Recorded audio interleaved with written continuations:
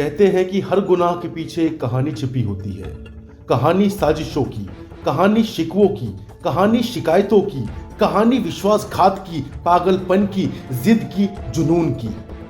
और ministry of murders में हम आपको परोसते हैं ऐसी ही अनकही कहानी।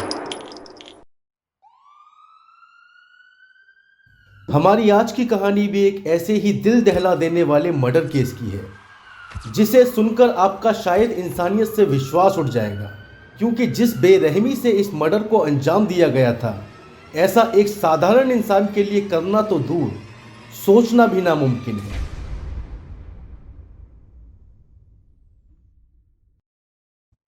2 जुलाई 1995, समय रात के 11:15। दिल्ली पुलिस के कांस्टेबल अब्दुल नज़ीर कुंजू अपनी रोज की ड्यूटी कर रहे थे।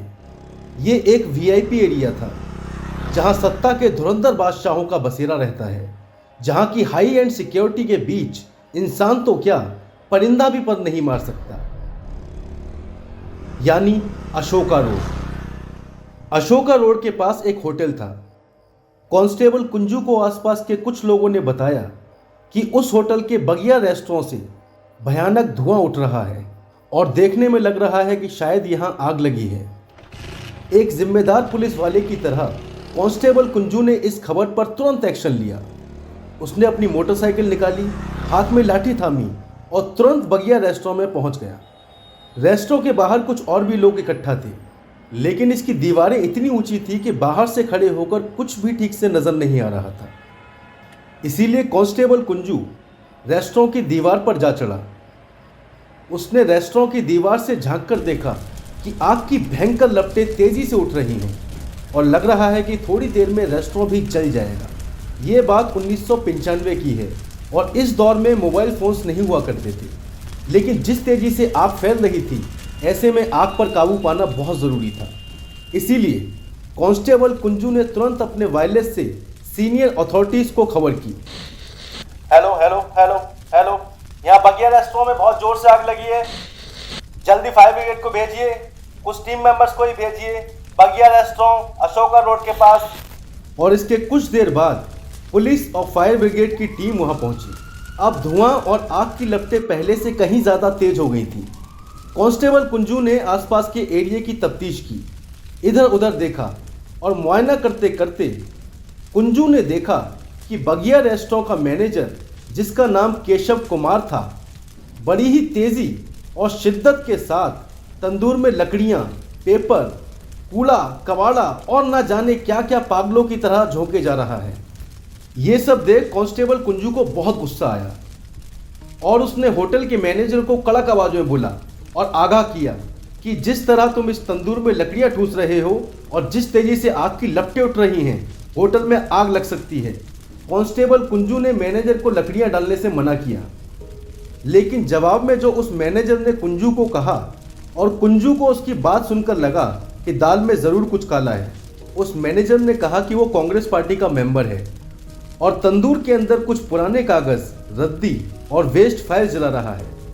इसके बाद कांस्टेबल कुंजू ने लोकल लोगों की मदद से आग को बुझाने के लिए पानी की भर भर के बाल्टियाँ डाली और इस बीच फायर ब्रिगेड भी वहां पहुंच गई, जिसके बाद आग पर पूरी तरह से काबू पा लिया गया। अब इस सब के बाद आग की लपटें और धुआं तो बुझ गया, लेकिन कुंजू को उस मैनेजर की बात अब भी हजम नहीं हो रही थी। कुंजू को यह मामला साधारण फाइल या पेपर जलाने से कहीं और ज़्यादा लग रहा था, क्योंकि वहां की हवा में आग के साथ साथ एक अजीब सी महक भी थी, जो कि साधारण रद्दी कागजों की नहीं थी। कुंजू को यह मामला कुछ और लग रहा था, इसीलिए वो इसकी तह तक जाने के लिए तंदूर की तरफ बढ़ा, जिसे देखकर वहां का मैनेजर केशव कुमार भागता हुआ कुंजू के पास आया और उसका हाथ पकड़ लिया और उनका हाथ पकड़ के बोला, सर अब तो आग बुझ गई है ना, अब दिक्कत क्या है, आप जाइए यहाँ से। इस पर कांस्टेबल कुंजू ने बड़ी ही सख्ती से उस मैनेजर को डांटा और कहा, पुलिस को अपना काम करने दो, चुपचाप दूर खड़े हो जाओ। और इसके बाद कुंजू ने जब तंदूर के अंदर झांक कर देखा तो घबराहट से उसके पैरों के तले जमीन निकल गई।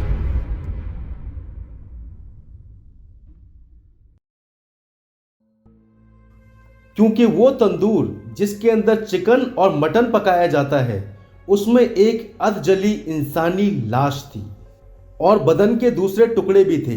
हाथ अलग, गर्दन अलग, धड़ अलग, पूरे शरीर के 50 से भी ज्यादा टुकड़े थे और अतड़ियां पैर से लिपटी हुई थी। और लाश के अधजले सर वाले हिस्से को जब कुंजू ने देखा तो पता चला कि वो लाश किसी औरत की है। ये सब देख कांस्टेबल कुंजू ने बिना किसी देर के वहीं के वहीं उस मैनेजर को धर दबोचा। लेकिन वहां उस मैनेजर के अलावा एक शख्स और मौजूद था जिसका नाम था सुशील शर्मा। लेकिन इससे पहले पुलिस उस तक पहुंचती वो वहां से फरार हो चुका था। अब तंदूर की पूरी तफ्तीश होने के बाद वहां पुलिस की पूरी टीम पहुंच गई। लाश को तंदूर के अंदर से निकाला और पोस्टमार्टम के लिए भेजा गया। वहीं रेस्टोरेंट के मैनेजर केशव कुमार को भी हिरासत में ले लिया गया। इसके बाद पुलिस ने मैनेजर केशव कुमार को इंटेरोगेट किया। लाश की मेडिकल जांच की गई और जांच में पता चला कि जिस औरत की लाश के अधजले टुकड़े बगिया रेस्टोरेंट में मिले उसका नाम नैना साहनी है। नैना साहनी की हत्या तो 1995 में हुई थी, लेकिन इसकी साजिश की नींव कई साल पहले रखी जा चुकी थी। इनफैक्ट नैना और सुशील की शादी से पहले। दरअसल बात कुछ यूं थी कि नैना की शादी से पहले उसका एक बहुत ही करीबी दोस्त था, या फिर यूं कहें दोस्त से कुछ ज्यादा, क्योंकि नैना उसे बहुत पसंद किया करती थी और उस इंसान का नाम था मतलूब करीम। तो आइए सबसे पहले मतलूब करीम की शख्सियत पर कुछ रोशनी डालते हैं कि आखिर वो था कौन। मतलूब करीम के तार भी पॉलिटिक्स से जुड़े हुए थे। वो भी यूथ कांग्रेस पार्टी का एक मेंबर था। वहीं नैना महिला कांग्रेस पार्टी के लिए काम किया करती थी और उसी दौरान सुशील शर्मा यूथ कांग्रेस पार्टी का प्रेसिडेंट था। नैना और करीम एक दूसरे को बहुत पसंद किया करते थे, लेकिन कुछ मजहबी पाबंदियों की वजह से वो एक दूसरे को अपना ना सके।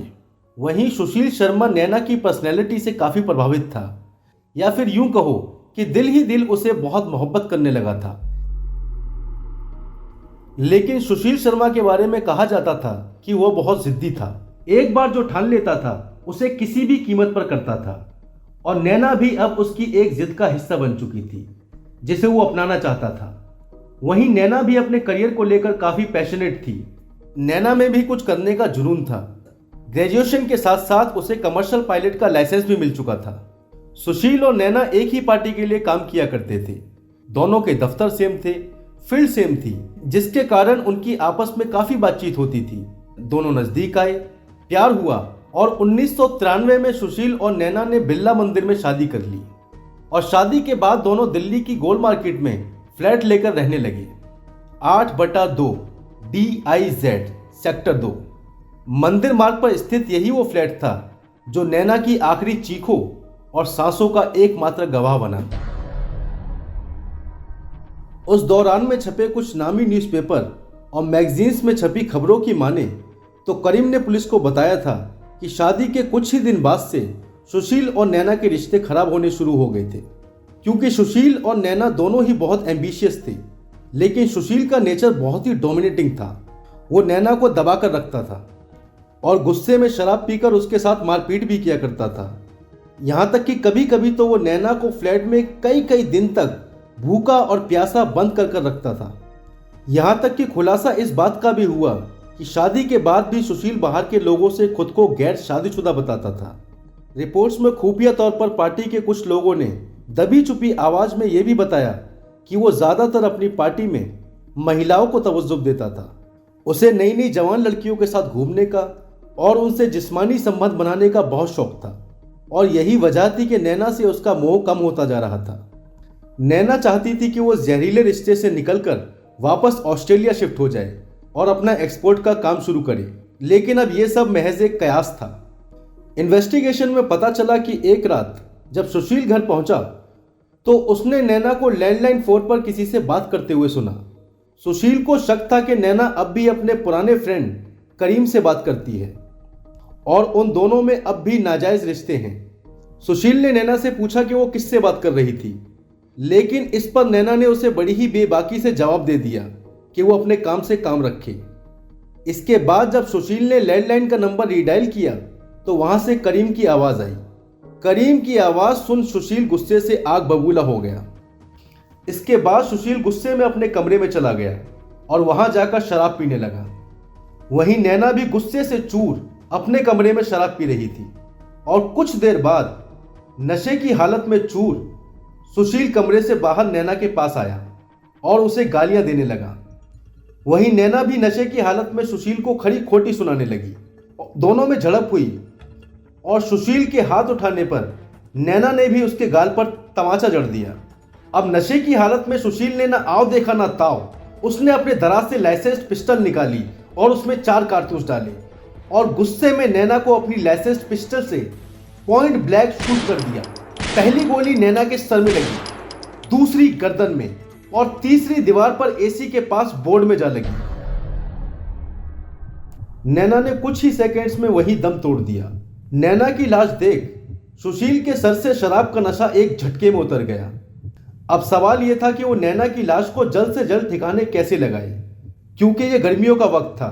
ज़्यादा देर तक लाश को रखा जाता तो वो सड़ जाती। उसने फटाफट एक बेडशीट निकाली, उसमें लाश को लपेटा और फ्लैट से नीचे ले आया। इस बीच लाश को लाने ले जाने में उसका कुर्ता खून से पूरी तरह रंग चुका था। अब सुशील फिर से अपने फ्लैट में गया और कपड़े बदले। अब लाश को ठिकाने लगाने के लिए पहला तरीका उसके दिमाग में आया कि वो आईटीओ पुल से लाश को नीचे यमुना में फेंक दे, और इस साजिश को अंजाम देने के लिए सुशील आईटीओ ब्रिज पर पहुंच गया। लेकिन ब्रिज पर ट्रैफिक ज़्यादा होने के कारण उसकी हिम्मत नहीं हुई।